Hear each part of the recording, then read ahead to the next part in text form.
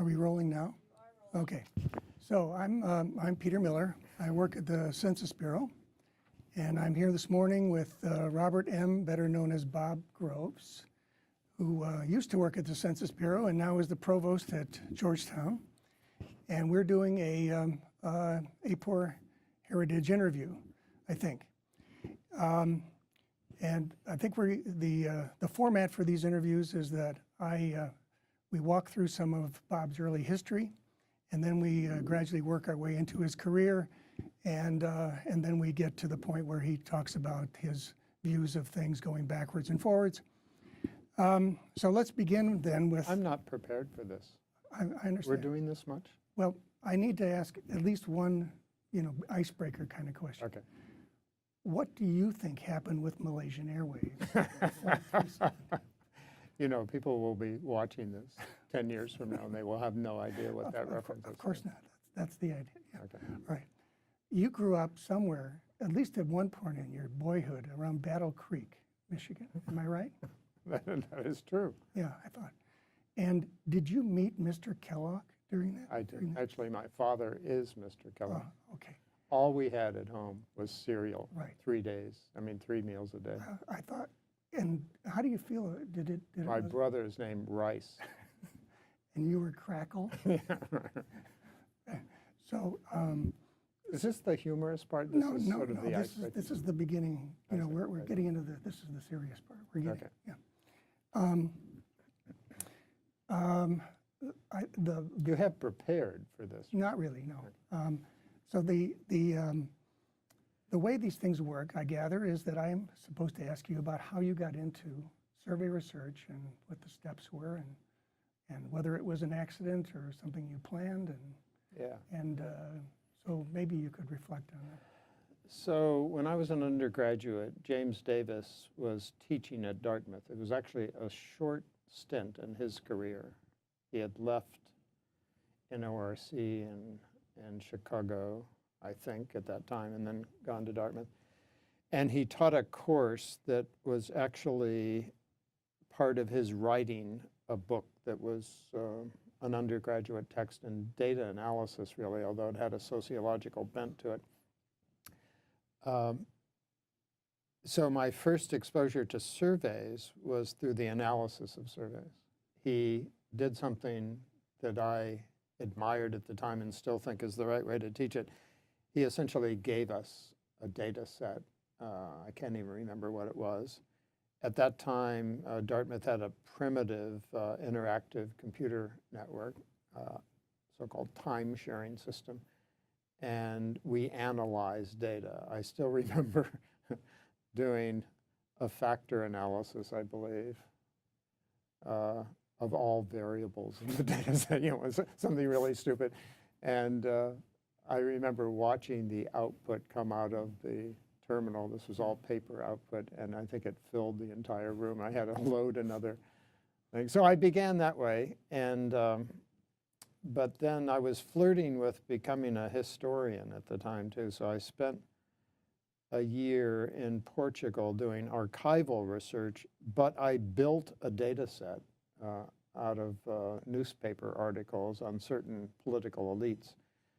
Was it Portuguese?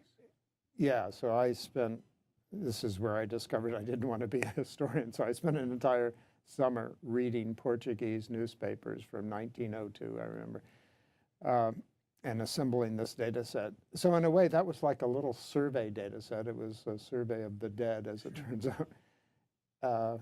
And I wrote a quantitative historian type, honors thesis. So the introduction was really through analysis, I think, rather than data collection. And so this was a class at Dartmouth you took, and then you came back from Portugal, and then what happened? So I mainly from the influence of Jim, decided to pursue graduate work in sociology. I found Michigan attractive because at the moment I wanted to somehow blend computer science and sociology. So I arrived in Ann Arbor thinking I could somehow do that I would get a joint doctorate in computer science and sociology. It's incredible how naive I was at the moment. Yeah. So I took some computer science courses, but ended up getting a PhD in sociology. Fortran, basic. Yeah, you know, my calculus instructor at Dartmouth was the inventor of BASIC. So I was a real basic sort of guy. So you were in the sociology program, and how did that lead you then into doing survey work? So I had a NSF fellowship that was my own money. And I remember talking to Jim Davis about this, and he said, you really ought to exploit the freedom that gives you. He was friends with Phil Converse, a political scientist, wonderful guy at Michigan. And I think called Phil or wrote him a letter or something and said, you know, I have this guy. At the time, Phil was working on what became that large volume of political representation in France, which was a Roy Pierce. multi-level thing. And at the time, I could read and speak French. So that was a little skill that Phil and Roy valued. So I worked as their research assistant for free because I didn't need any money. And you know, got to know Phil, and then gradually learned about the other wonderful people at that institution. Yeah. And then somehow or other, you happened into doing a statistics master's. Yeah, so so at some point, a time which I can't now remember, no, I know how it worked. In one summer, since I had money for tuition in the summer too, I decided to take courses in what still exists, this Summer Institute in Survey Methods. And so I thought it would be good to take a sampling class, because one of the issues that Phil faced, I think, technically in the work, you know, he had sort of a census of political elites, but then he also had survey data on people, and there was an interesting problem of linking the two data sets. So I thought sampling would be a good thing to know, and Leslie Kish was the instructor there. But he had actually subcontracted it off to Marty Frankel at the time. So Frankel was teaching, Kish would come in every once in a while, and on one day he came in the summer, typical Ann Arbor summer day, I think it was a Thursday, and Leslie said, you know, if any of you are really interested in this stuff, we're always looking for good Michigan graduate students to do actual sample design and implementation work. And if you're interested, just come by my office. So I still remember running from the class to Leslie's office thinking that there would be a long line of people, you know, and I wanted to be number one in the queue. I arrived, I was number one in the queue, but there was never a number two in the queue. Right. And that began, you know, my working with him, and he was an enormous influence on how I thought about data and design and so on. And so then it became obvious I needed more statistics. I see. So that's when you got into the statistics masters and. Right. So I had to go back, and my math background was weaker than it should have been. I had to take some advanced calculus classes that I hadn't taken before just to get in the master's program. That set me back a little in time.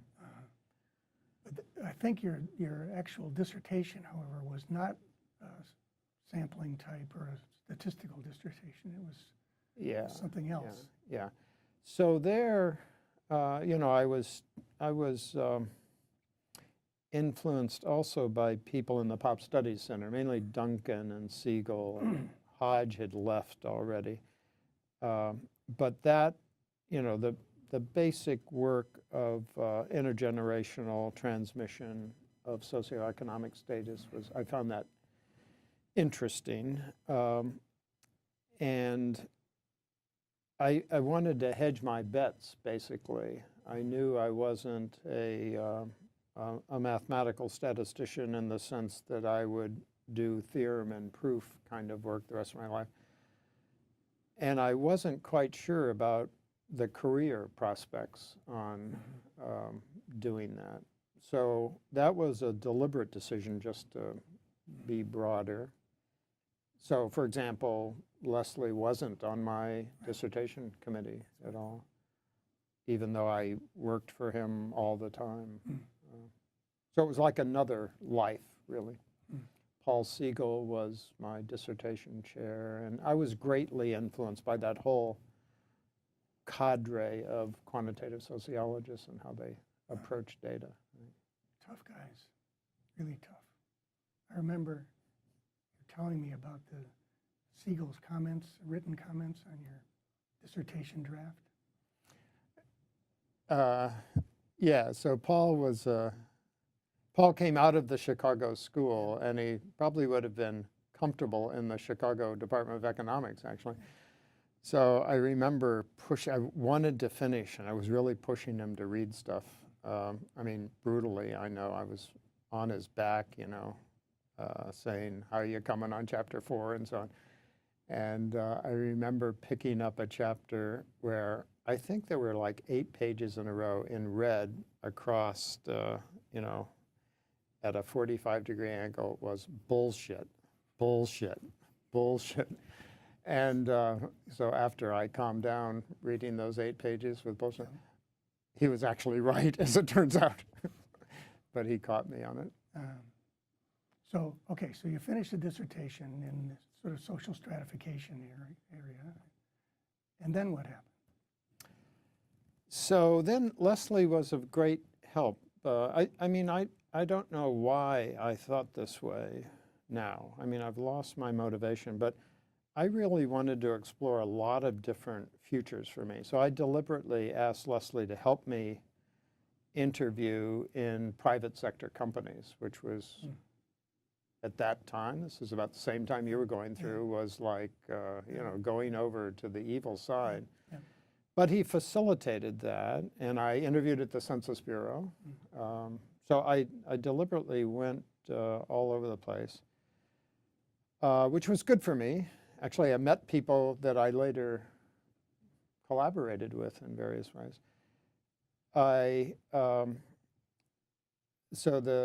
had multiple options. The other academic option was Columbia in the Department of Sociology.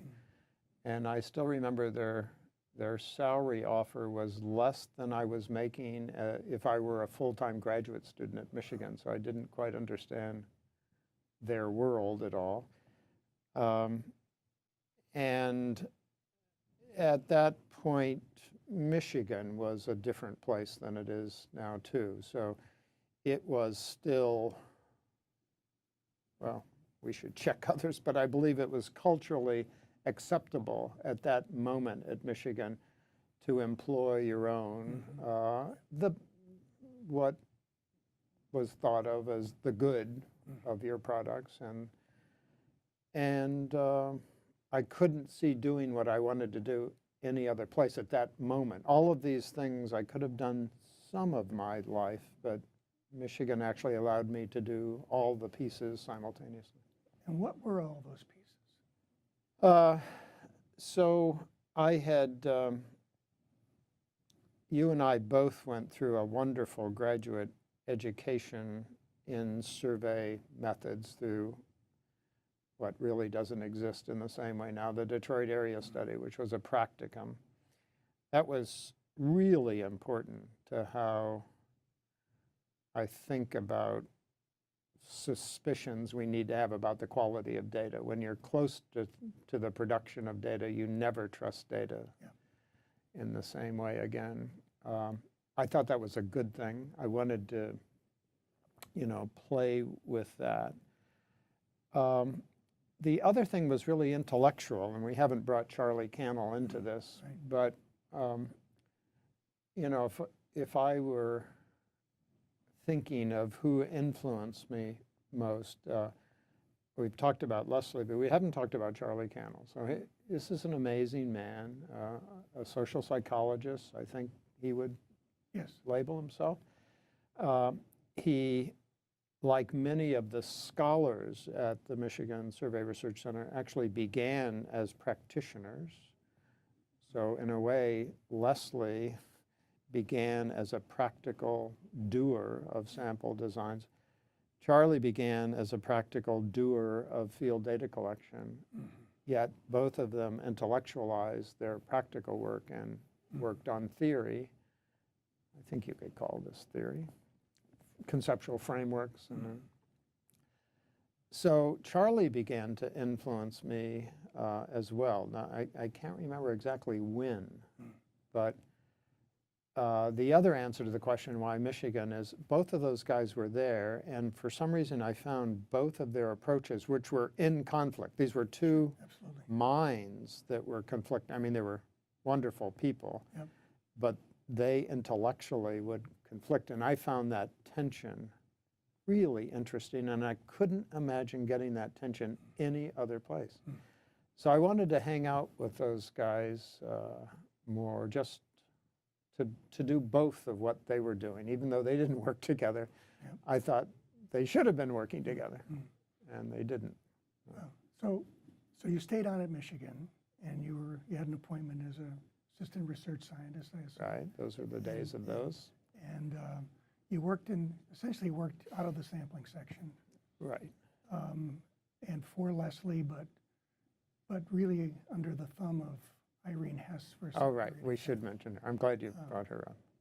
So Irene Hess is an amazing person in the history of survey research. She will not be remembered because she didn't write. In a way, she's Michigan's equivalent, I think, of Shirley Starr almost, which is a name that no one who's viewing this will remember. Actually, Jim Davis mentions Shirley Starr. Okay, so there are various people in the development of that profession who will not be known 2 generations hence, yet were critically important in various ways. So Irene Hess, and by the way, at that time, many of them are women. They were second in command people. But Irene Hess ran the production side of what was called the sampling section. She was tough as nails. She kept the trains running on time. She was rigid. She was not particularly warm and fuzzy. It was hard to be her friend. I still remember the moment that Leslie, in my presence, was proposing that I be hired post-PhD, and the 3 of us are standing there, and Irene says, "Well, we can't do that. We don't have any money to hire him." So that was kind of my job offer.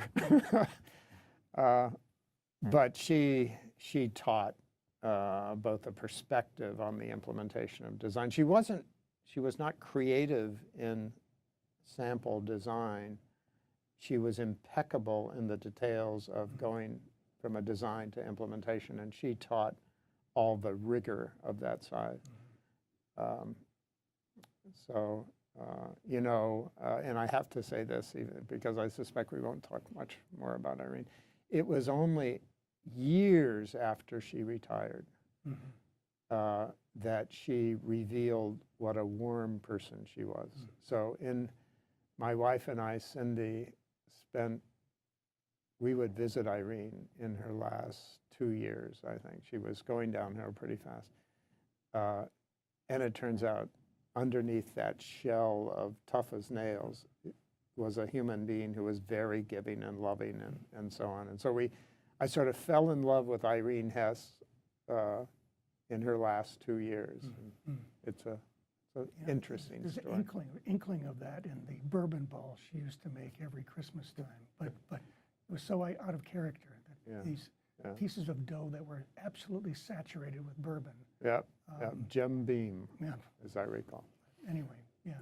So I think maybe we should make clear that we're talking about the Survey Research Center at Michigan, and we're talking about the early 70s at this point. Yeah, right. So I finished in 75. It's sort of late, mid-70s. Right. We're talking about. and you decided to stay on there as opposed to a number of other things you might have done. I think one of the projects that probably you were noted for early on was the surveys by telephone volume, the study that you did with Bob Kahn under the NSF grant. I wondered if you could talk a bit about the genesis of that work and you know, how did it come off and so forth? Yeah.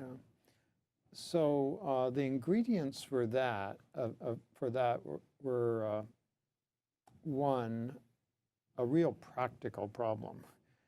The monthly survey of consumer sentiment had been using phone re-interviews in the second wave of a two-wave longitudinal panel to produce the consumer sentiment index. This was then Jay Schmieda's camp? Well, George Katona was still alive, Right. but it was essentially Jay, and Rich Curtin was working on it. The commercial sector had moved to sampling of telephone numbers and direct interviewing of using telephone numbers as a sampling frame. The consumer sentiment survey used an area frame to first interview people in person, and then they would Capture. So there was controversy, and the commercial sector, this was about the first time I went to AAPOR too, I think, probably. You know, the commercial sector was essentially saying, you guys are crazy. You guys in the academic side are crazy. You're just blowing money for no good purpose. At that moment, there were in the literature a few weekly design comparisons of phone and face-to-face surveys. But NSF gave sort of a signal out to the community that they would be willing to entertain proposals that would do a proper experimental design to see whether there were differences. Bob Kahn came into my life at that moment because he was the director. He's my third mentor, as I see it. Director of the Survey Center at the moment. He, Charlie, and I think, wrote the proposal. And then, I believe this is the case, Bob took a sabbatical year in Luxembourg, and Charlie left for some other place. Right. So here's this guy, you know, I think it was like a year or two after my PhD, that was running, even then, you know, a significant thing for the center. So I dutifully ran this experimental comparison and worked it out in various ways. And then I got to tell you this part, because so I figured, boy, I got to write this up. And so if you think about what you are post-PhD, basically, or what I was anyway. So I'd written a dissertation, and I said, well, I'll write it up. And so there were chapters and, you know, design and so on. Bob then came back from his sabbatical, and I had this manuscript that was like this. And I said, you know, Bob, you're the PI on this grant, and I just did this, but you probably want to do something. So he was so gentle with me at that moment, but the message was absolutely crystal clear. Bob Groves, you have written a dissertation. Maybe you ought to write a book. And so he helped me. And I can still to this day spot every paragraph that he added, because he's a much better writer than I was. He's an English major. Yeah, no, he was great. He is great. Yeah. So you worked with Bob on that study, which basically, as you note, was an effort to test whether telephone methodology could actually work in a respectable way within the survey context. And the upshot of it was that there was evidence that it could work. Yeah, and indeed, but only in retrospect, it became obvious. You know, the response rates on the phone part were much suppressed relative to the face-to-face thing, but the inference, the conclusions would basically be the same for large sets of purposes. So in a way, that was the seed. I don't think I knew it at the time about a much more complicated relationship between non-response rates and non-response bias. It was there in front of us. You know, how could you get the same results with radically reduced response rates, which is hard for us. We're talking about 20-point differences now, right? Yeah, yeah. 90 versus 70 or Yeah, something? pretty massive things. And so, you know, that kind of rocked the world, my world anyway, because we had these beliefs that as response rates went down in some sort of monotonic fashion, you know, non-response bias would go up. And but this was a time in survey research when the experimentation with different modes, particularly with telephone, was kind of a central feature.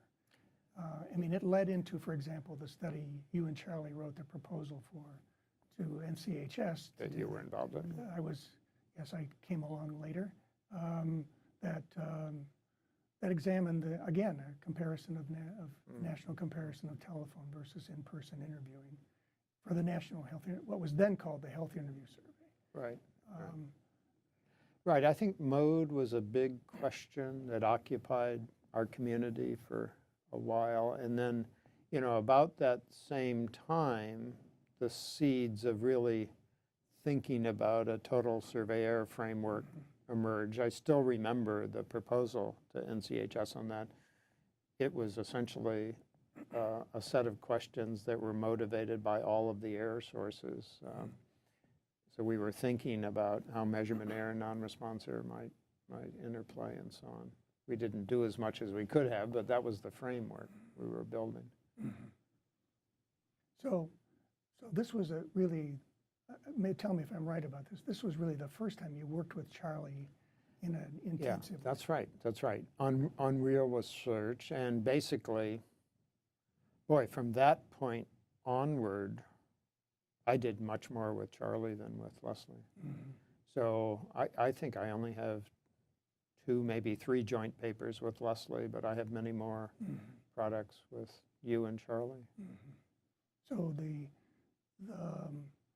I think, you know, one of the things that people who, I could be wrong about this, but one of the things that people who looking at your career and seeing you, I think a lot of people see you as a statistician, as somebody who was part of that world, and maybe because of the connection to Leslie and the various important works you did with sampling and so forth. But the fact that you have always, right from the get-go, played in these multiple spheres, I think is, you know, it belies the notion that you were sort of a sampler from the get-go. I think the sociologists might think I'm a statistician. The statisticians think I'm a sociologist. Yeah. But there's a lot of folks who have your training who never, for example, go to AAPOR, or go to AAPOR, never became involved in AAPOR, never, they might go to an occasional meeting, but it's not their meeting. Although AAPOR has changed. So my take on that assertion is that in, you know, in the early decades of my career, that was really true. And there was both a push and a pull. The American Statistical Association had a very vibrant survey research methods section that at one point was the largest section in the entire association, and had vibrant sessions. And, you know, it was a conference, if you just wanted to do survey stuff, was actually bigger than AAPOR in terms of its intellectual content. That changed. So that is not now a dominant section. And many of those statisticians are comfortable in AAPOR now in a way they weren't. I mean, the two professions have changed. Interesting. Yeah. So you worked, we're now talking in the early 80s, you worked with Charlie on this phone personal comparison. We maybe can fast forward a little bit to to the book you wrote on survey errors and survey costs, which came the next book that came out.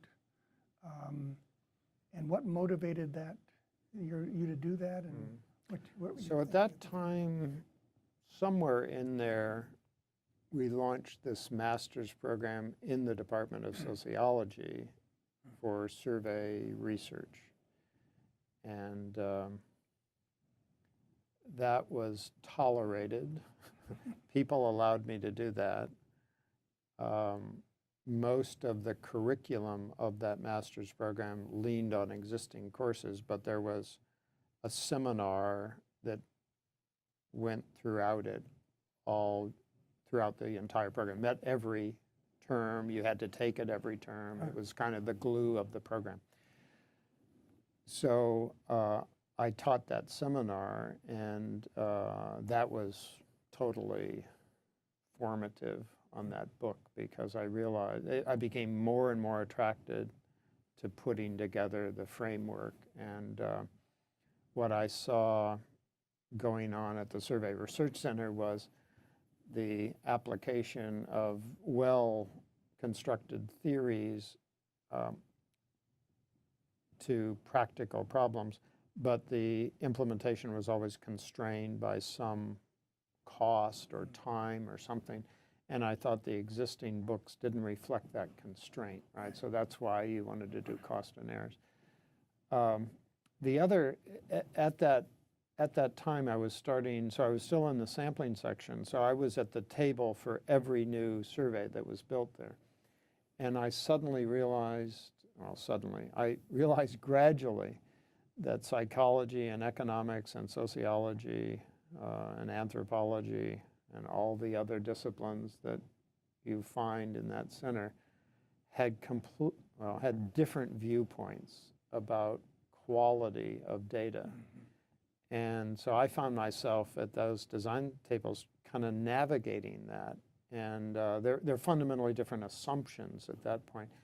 So really, the book was an attempt to get kind of a Rosetta Stone among those different frog ponds to say, what do we hold in common? And if you want to understand what an economist talks about in terms of error structures, is there a bridge to what survey researchers teach? You know, whether I did that well or not isn't the point, but that was the motivation. So I'm not sure exactly when JPSM came in, but maybe your mention of the master's program leads me to inquire about how did the joint program begin? Yeah. So I had a little sojourn at Census as an associate director for... Under Barbara Bryant? Yeah, Barbara Bryant was the director. Barbara Bryant was my neighbor in Ann Arbor. She worked at a private sector firm in surveys when she was appointed by George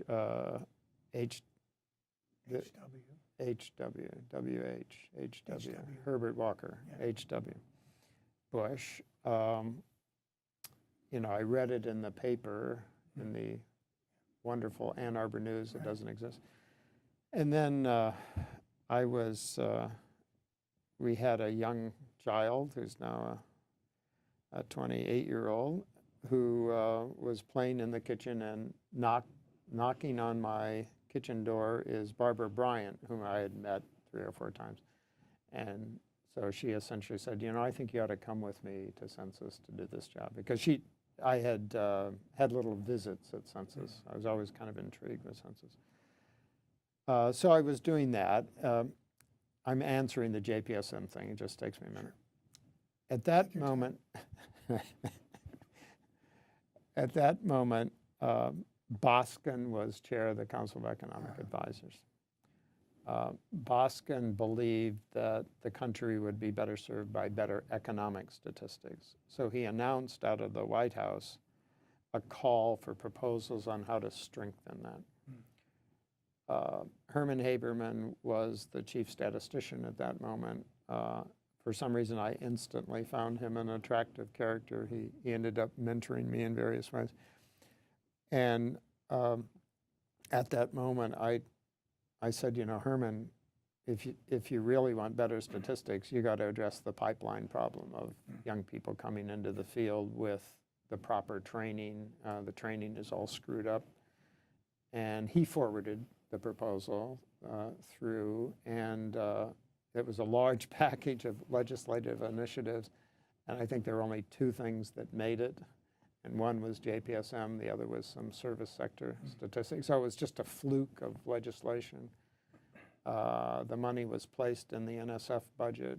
NSF then announced a competition for the program. And then I guess you proposed, how did the Maryland-Michigan thing work? So Stan Presser, our good friend, was at Maryland. The three of us had gone to graduate school together. He was in sociology. The competition, the NSF competition, specified that it had to be located in Washington to serve the needs of the agencies. The vision was that some young employees of the agencies would be sent to this graduate program while they're still employees. Maryland, Stan was interested but knew that Maryland itself didn't have the resources to be a credible proposer at that moment. Graham Kelton, who had been at Michigan, was then at Westat, and we thought a three-way combination of two academic units and a private sector unit was the right combination, and it turned out to work. So, but this is hellaciously complicated to get two universities to do anything in concert. Yeah. I mean, now in my current position, I realize how difficult it worked, and it was to work. I think the secret of its success is we were a stealth program. We flew below all of the bureaucratic radars as much as possible. There was one faculty governance review at Maryland, since it was a Maryland degree. We were shepherded in that by a wonderful kind of associate dean of the school. It helped that we were not calling on any resources of the universities. We were only adding resources, and that made it a little easier. But there were real fights about, is this field a legitimate area to have a graduate program in? There were intellectual fights on that. So was it a master's only at that time? Right. And then at some point a doctorate was added. Right. I think we always aspired to a doctorate, and that was then added later to the program. So just for those who aren't familiar with this, we now have students in Ann Arbor and students in College Park, and they're in the same program, and they're taking the same classes through a video link, or they travel, or the faculty travels, et cetera.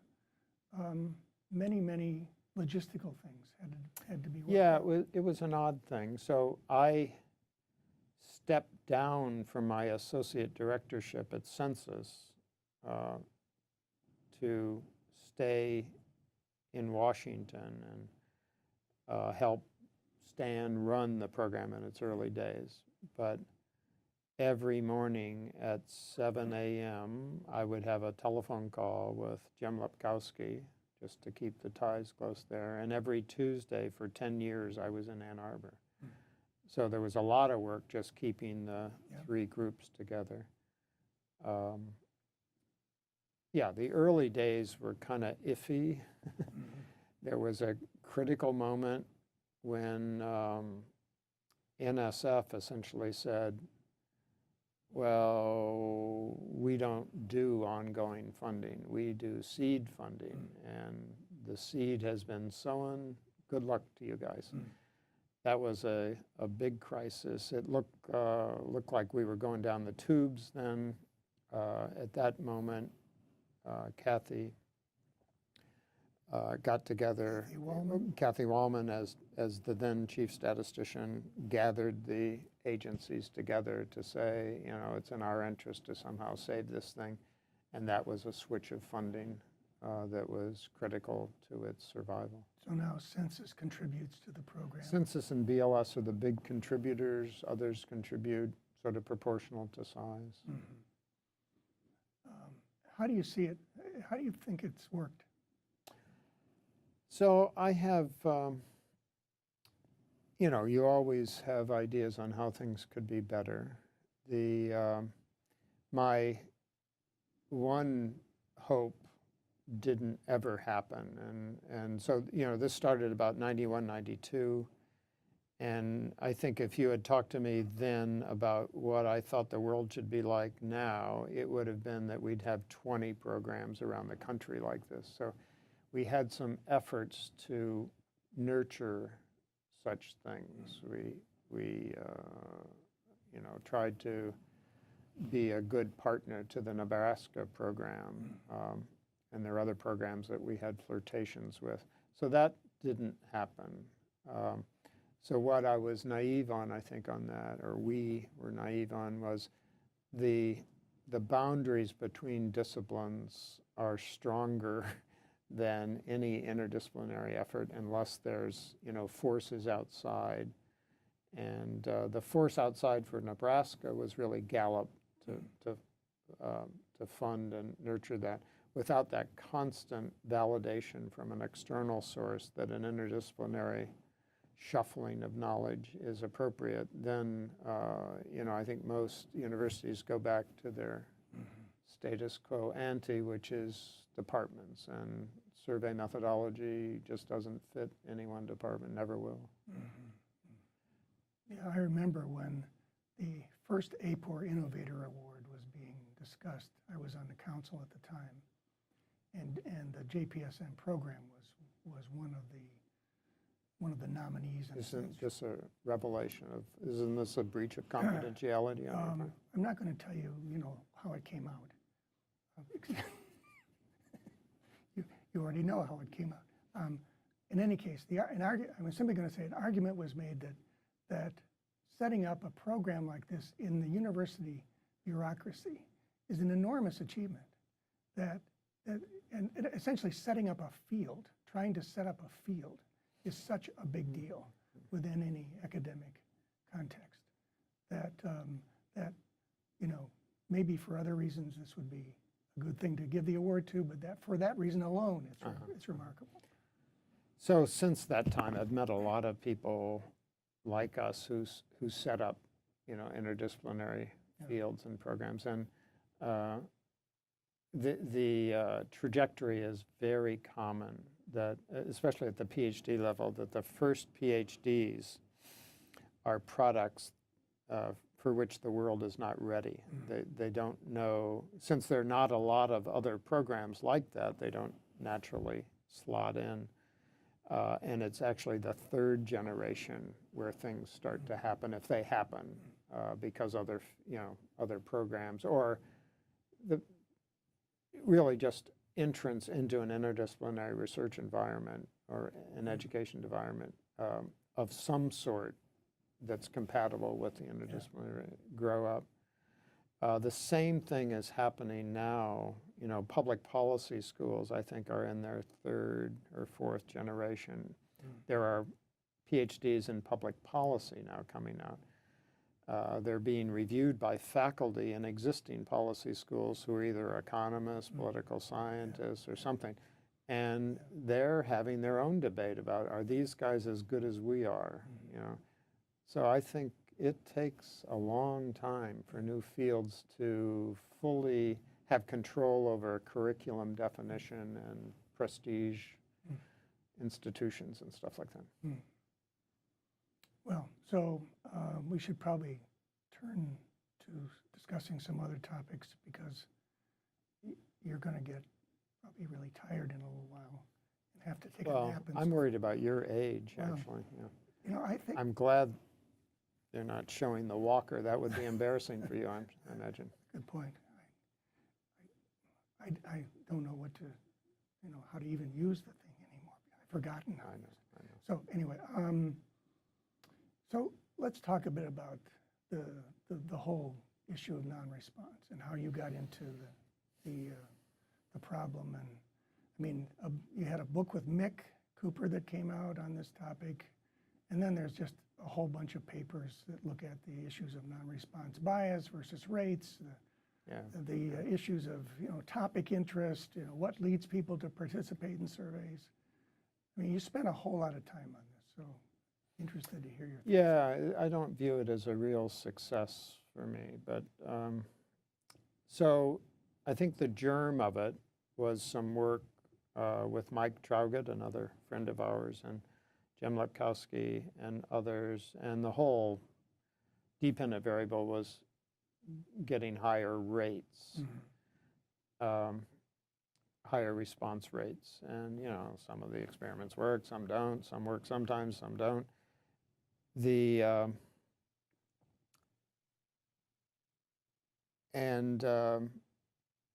I guess the next level was trying to think through the decision processes of so how does somebody make a decision to participate in a survey? And so I did a piece, I guess Mick and I did a piece with Bob Cialdini that really got me thinking about that, because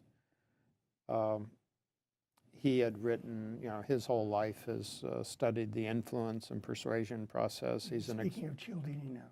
Yeah, Bob Cialdini is, is an experimentalist. He approaches things through randomized experiments, and had just tons of stuff in social psychology about what are the ingredients, how can my behavior influence you to do one thing or another effectively under what circumstances.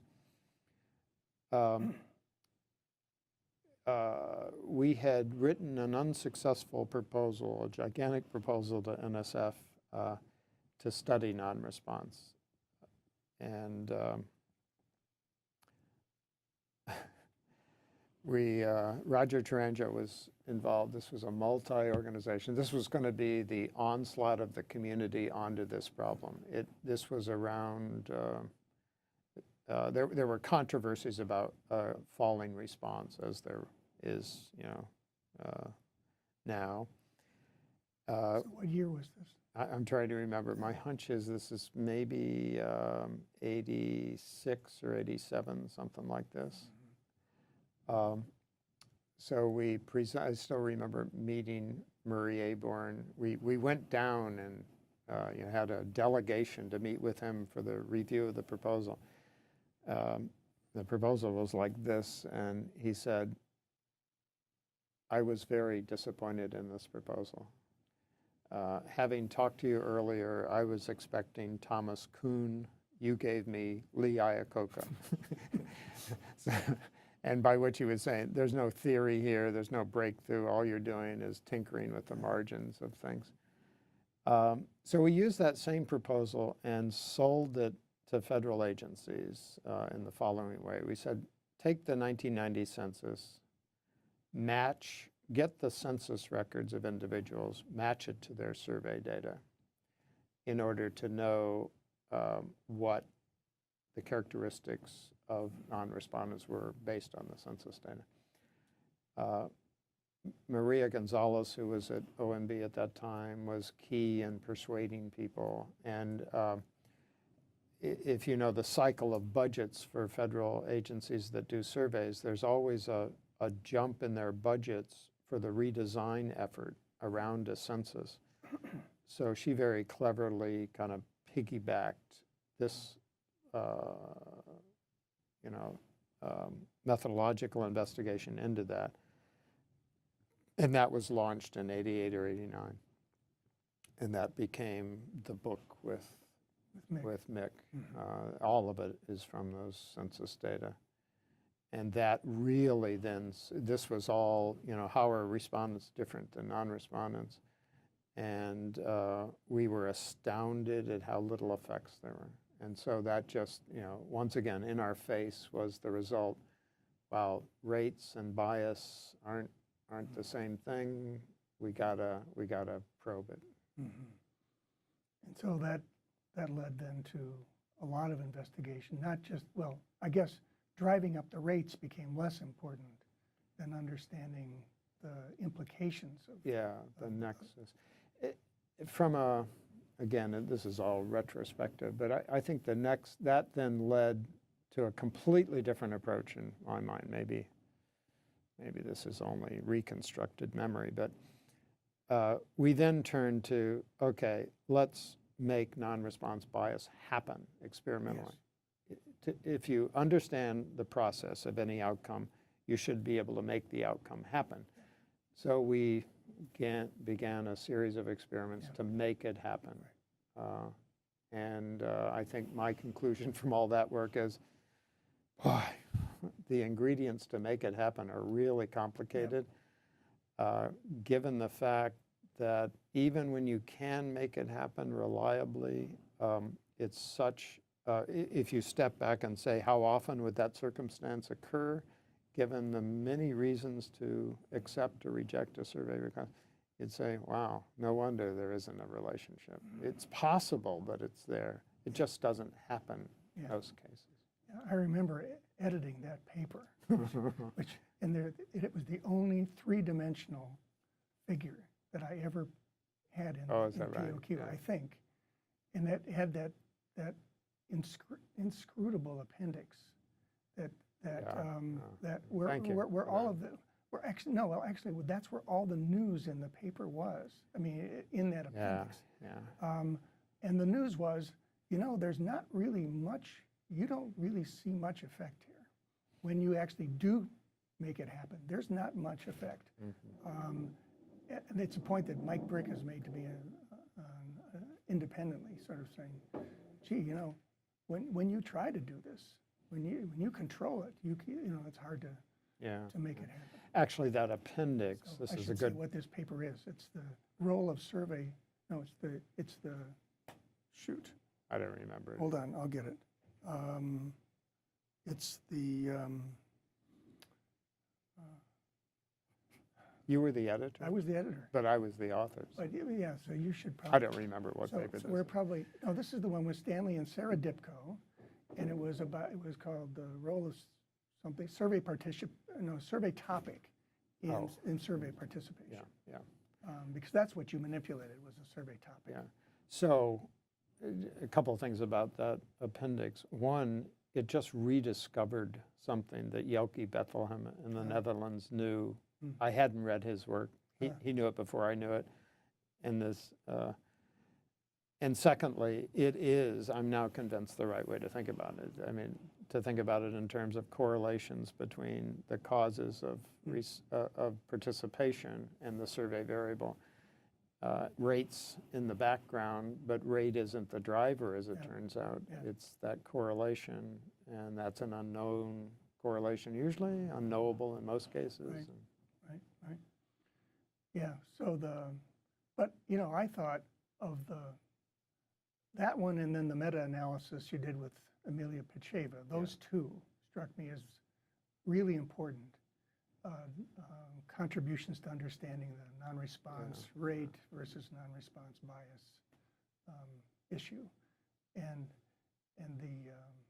I was hoped that when we put that in the journal that a lot of people would read, particularly the one on the topic, because, so I'm not actually sure how many people actually have cited it, but it was one of the two. Yeah, I don't know either. I'm a little disappointed. I think there probably should have been another article in that series that I didn't write, and someone should have written. There are two reactions to that work. One is, okay, happy days are here again. We don't need participation at all. You could have three people, and it's just as good as having 3,000 people, which is crazy. And then the other is,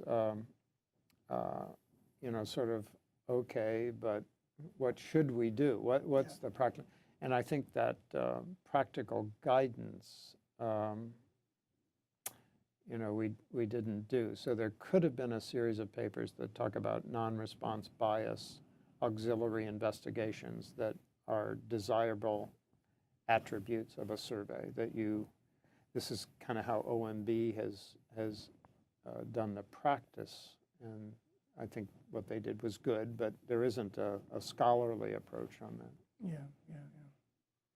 Well, so when I said the appendix was inscrutable, what I meant to say was it was, I think, pretty unprecedented for POQ to publish something like that because it was just full of formulas, which that audience, that readership, at least in my experience, hadn't been accustomed to. But I thought it was really important for them to be exposed to it.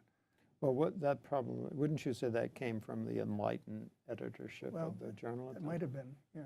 I'd have to ask. In any case, you were at Michigan for a long, so you were in Maryland for 10 years or so. You went back to Michigan as director of SRC, and you stayed there for a number of years. And then somehow or other, you went back to the census. So I'm interested in how you made that transition from Michigan back to the census, and how you thought things went when you were there. Yeah, okay. So this must be 2009. In 2008, there was a rather public tragedy of technical developments at census that got a lot of press. And, there's a set of, the one thing that's nice about census is that there's a small set of academics outside of census who care deeply about having a wonderful Census Bureau in the United States. So several of us were talking about that and sort of scared for the future of the institution. There were outside fears that we couldn't pull off a 2010 census. None of us remember those now, thankfully, I think. So Obama is elected in the fall, enters in January. The pressure from the Senate Oversight Committee to appoint a census director is intense. Senator Carper from Delaware, who's a great friend of the Census Bureau, was relentless in beating up the administration to appoint a Census Bureau director.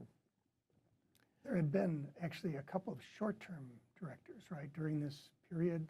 So after Lou Kincannon stepped down as Census Bureau director at the end of the Bush administration, Steve Murdoch had come in. Right. And with the change of administration left in January. He served 1 year and 5 days. I think he's the shortest census. A wonderful man at a horrible time to be the census director. He deserves the nation's thanks for what he did.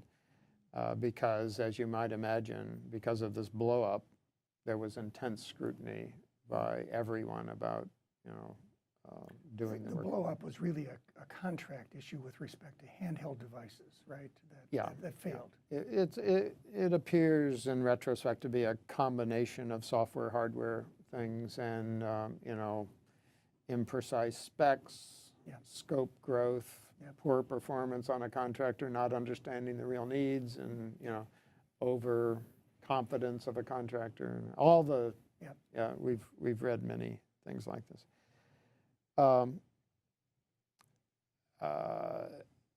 I really thought that it was time to bring Ken Pruitt back as Census Bureau director, so to whatever degree I could, I was telling everyone I knew that was a good idea. So I'll tell you the story of how this happened. I was grading graduate student draft papers. It was a Thursday or Friday, and here I'm in Ann Arbor. I'm the director of the Survey Research Center, and the secretary outside says, "Bob, you have a call from Chris from the White House." Now, what the viewers don't know is that we've been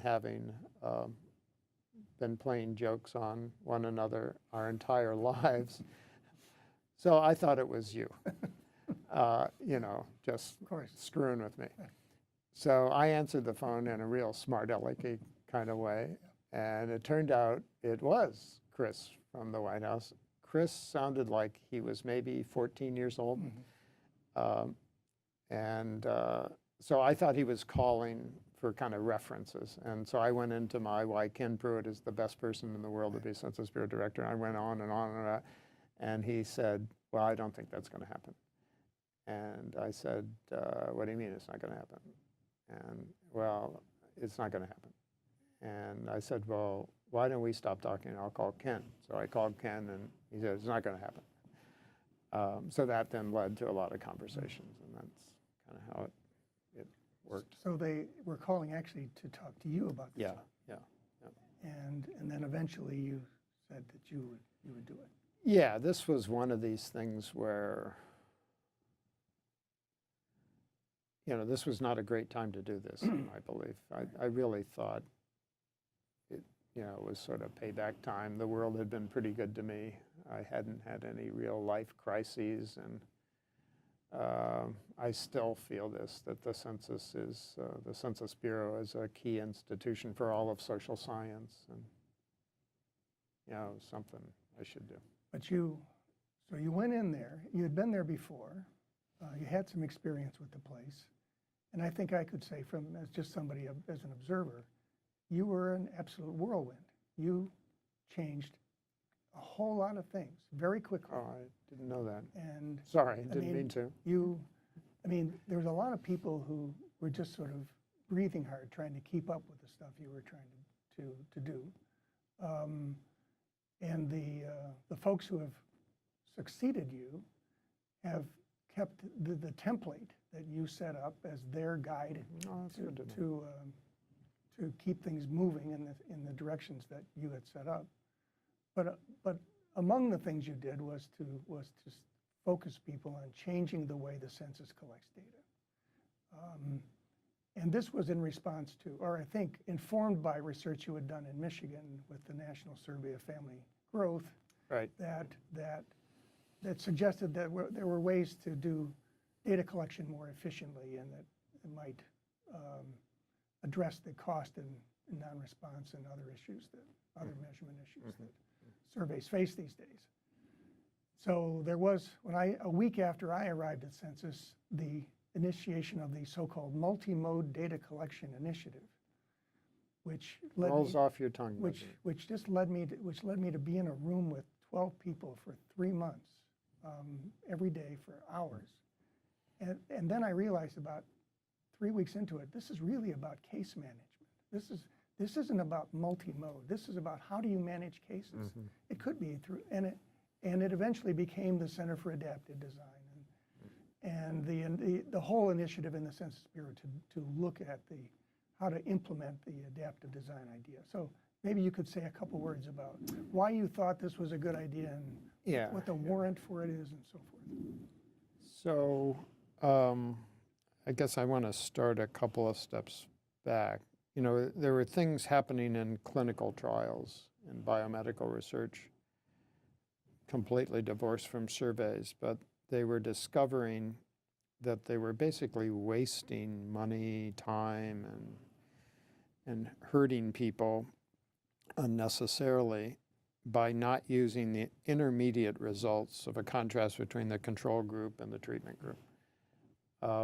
And that led to, I think, a different paradigm of thinking about data collection and inference, but then completely independent of my kind of watching those developments, there were other groups at Michigan that I never collaborated with that were involved in this. So there were statistical activities going on and how to analyze these intermediate results. I really didn't contribute to those. What I thought was interesting in this paradigm shift is that it seemed to fit a survey problem, that we set up these survey designs not knowing exactly how they're going to work, partly because there's unknowable heterogeneity in the population at the time we launched them, And then we begin data collection and we discover things. We discover, gee, if we would do this from scratch, we'd have a different sample design or, different. And we needed a way to do that. So on the National Survey of Family Growth, that was our case study on this. And we developed, with no theory at all, we just started doing experiments in the middle of data collection. We had the discipline of making them randomized experiments, so we lost some of the power of the intervention, but we always had a measurable effect of the experiment. So we just started doing things. And it turned out that you could control cost, response rate conditions through those interventions. And Steve Herringa and I wrote I don't know whether we wrote 2 papers or anyway, we laid out this way of thinking about surveys. And so that led, I brought that kind of, I guess I was sort of in the heat of that when I was appointed Census Bureau Director, and thought that that was good for everybody and pushed it. It's remarkable to me in many ways because, as you say, you wrote this paper with Steve Herringa, which published in the Journal of the Royal Statistical Society in 2006. Most people wouldn't, a lot of people, most people, almost no one at the Census Bureau would even know about this paper. And it's the warrant. It's the reason for this enormous change in the way the Census Bureau does business. Well, I noticed readership from that. So I got all these speaking invitations in Europe because they read JRSS, and it was sort of unknown in the U.S. It shows how parochial we are.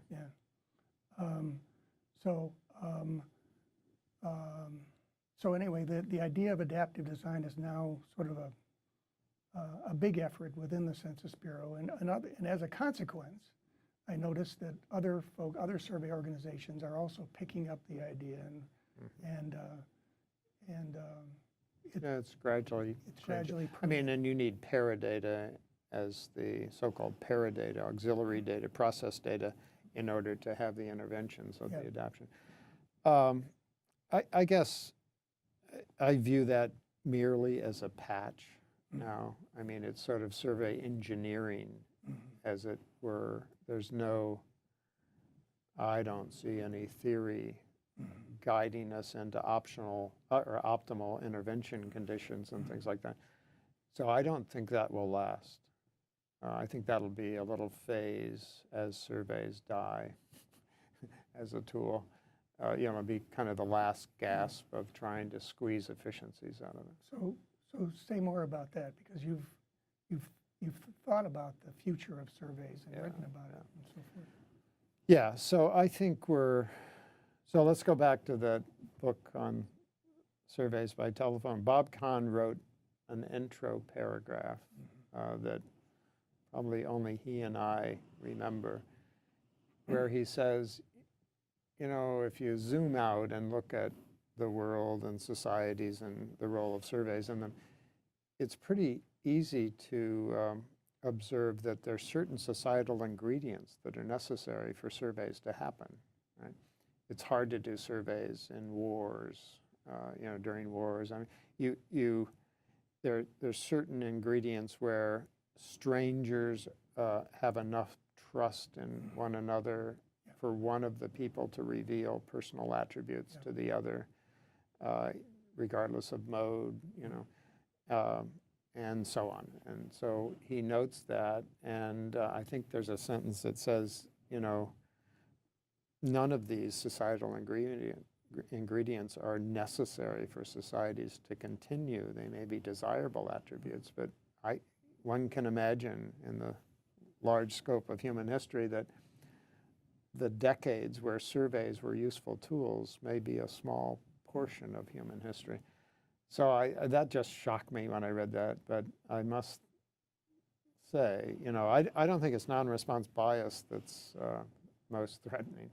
The problem is the cost of data collection. We haven't yet figured out a way to, I don't think we know enough yet. Now maybe someone will find this out, how to really calibrate the optimal cost non-response bias trade-off. that could be a breakthrough, because then we could just take response rates down by design, calibrate it that way. I can't figure out how to do that because of the multivariate nature of surveys. So, and then the other thing that happened while I was at Census Bureau, the rise of these gigantic data sets that are coming from sensors and administrative processes and everything, just overwhelming our data sources. So in the last months, I was thinking mostly about that and what we could do, and I'm still kind of working on that here at Georgetown in a completely different way. But so I think the world will still have sample surveys. They'll be smaller by design, and they'll be used as calibrating tools for a lot of uncontrolled data. That's going to take a change of culture of the consumers of statistics from those enterprises, and then a whole lot of developments on the statistical side about how to move these together. So we've mentioned AAPOR now and again in the course of this discussion, but do you have any thoughts about the association in terms of your involvement with it? Yeah. No, I love both the our view of what AAPOR was and the traditions of AAPOR. I just love hearing the stories of the guys and women who preceded us about the raucous behavior, but the true engagement in the issues facing the profession at the time. So I love that.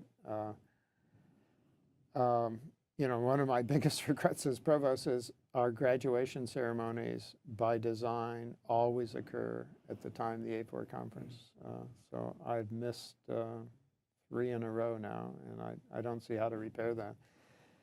I guess the other thing of AAPOR is I think it brings in young people more effectively than other associations I belong to. That's really the lifeblood. So it's great to see young people that we knew when they were really young now, prominent in keeping the organization going. I regret that some of the alliance among the private sector and government and academia seems to be weakened, mainly by fewer private sector or different kinds of private sector folks now. So I thought personally that was really important to me, to hear what was going on in the private sector, because they were always going down a slightly different path, and it stimulated a lot of my research ideas, I think. So keeping that alliance together is important. And then finally, I was always on the side of AAPOR, or I was arguing that AAPOR should be bigger all the time. And I get the tension. You can't keep the old culture and grow at the same time, but I don't think we have the influence that we could because we're too small. And so my contrast is always with, there was a time, I think in the 80s, when the size of the Population Association of America was the same as AAPOR, and now they're probably, I don't know, 4 times as large or something. But that's a personal opinion. And I get the counter arguments. I can see why some people say, let's say, small and focused. Yeah. So do you have, I think probably we've gone 6 hours or so we probably should. Seems that long. Yeah. Do you have any other things you wanted to mention before I? Well, I mean, thinking of AAPOR stimulates some other things. Looking back on the developments of the field, and at this point in my life, I'm amazed at how important individual people are. Now, we didn't say anything about individual people at Census, but without Morris Hansen at Census, we wouldn't know what we know, and we've gone through the Michigan important people. So I think individuals can make a difference. I think that's really important to remember, especially when you're young and it isn't at all obvious. I'm not sure I would have said that. And then the other part of looking back, I think, is how important getting people that you like and admire and have a good chemistry with working together with slightly different viewpoints. And the Michigan environment for that was just unexcelled, I think. So I learned so much from people who had different perspectives and different training working on the same problem. That's a rare event in academia, and I wish we could have more of that. So it's both individuals make a difference, but boy, when you have a heterogeneous groups, you can really do a lot more than you can by yourself. Well, shall we wrap? Okay, this has been fun. I hope you enjoy it, and we'll sign off for now.